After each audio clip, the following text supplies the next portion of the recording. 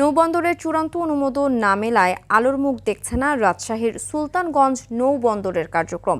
বন্ধ থাকা বন্দরটি দীর্ঘ ৫৯ বছর পর ২০২৪ সালে চালু হলেও মাত্র ১০ দিনের মাথায় আবারও বন্ধ হয়ে যায়। তবে নদী ড্রেজিং আর অবকাঠামো নির্মাণের পরও ২ বছরে বন্দরটি পুনরায় চালু না হওয়ায় ক্ষোভ বাড়ছে ব্যবসায়ীদের মধ্যে। রাজশাহী থেকে মোস্তাফিজ রকির পাঠানো তথ্যচিত্রে আরও জানাচ্ছেন সুলাইমান কবির। তিব্বত কদুর তেল চুলকে করে শক্ত আর মজবুত, ঠান্ডা মাথায় ভালোবাসার জয়। রাজশাহীর গোদাগাড়ির সুলতানগঞ্জ থেকে ভারতের মুর্শিদাবাদের মায়া নৌবন্দরের দূরত্ব মাত্র ১৮ কিলোমিটার। দীর্ঘ ৬ দশক বন্ধ থাকার পর ২০২৪ সালের ১২ ফেব্রুয়ারি বন্দরটি চালু করে তৎকালীন সরকার।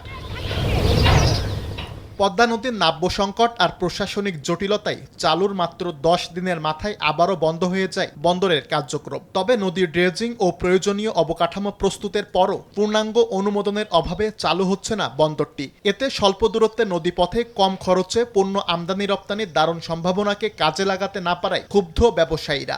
যারা এটা মনিটরিং করতেছেন তাদের বিবেকে কি লাড়া দিচ্ছে না যে আমাদের দেশের অর্থ সেভ হবে, টাকা সেভ হবে, কর্মস্থান বৃদ্ধি হবে? কেন সোনা মহিদ পানামা বন্ধ করে দিচ্ছে, এটা আমার সরকারের উপর দাবি আমার যে এটা করা লাগবে। আমরা আর এই প্রতিশ্রুতি চাই না, আমরা চাই বাস্তবায়ন। আমাদের রাজশাহীবাসীর একটাই দাবি, আমাদের এই সুলতানগঞ্জ পোর্টটা যেন অতি দ্রুত চালু করা হোক। সব ধরনের সুবিধা থাকার পরও নদীপথটি চূড়ান্ত অনুমোদন না পাওয়াকে উদ্বেগজনক বলছে BIWTA।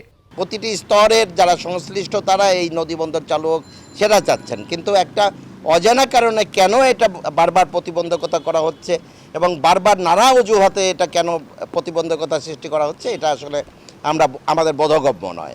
সরকারের উচ্চ পর্যায়ে আলোচনার মাধ্যমে সমস্যা সমাধানের আশ্বাস দিয়েছেন ভূমিমন্ত্রী। আমরা চাই একে অপরের সহায়ক হতে, বন্ধু হয়ে থাকতে। জনগণের জন্য, জাতির জন্য, দেশের জন্য যেটা ভালো হয় সরকার বিবেচনা করে এটা সিদ্ধান্ত নেবে। নৌপথটি চালু হলে উত্তরাঞ্চলের অর্থনীতিতে নতুন গতি আনার পাশাপাশি মানুষের কর্মসংস্থান বাড়বে বলে প্রত্যাশা ব্যবসায়ীদের। সুলাইমান কবির, RTV।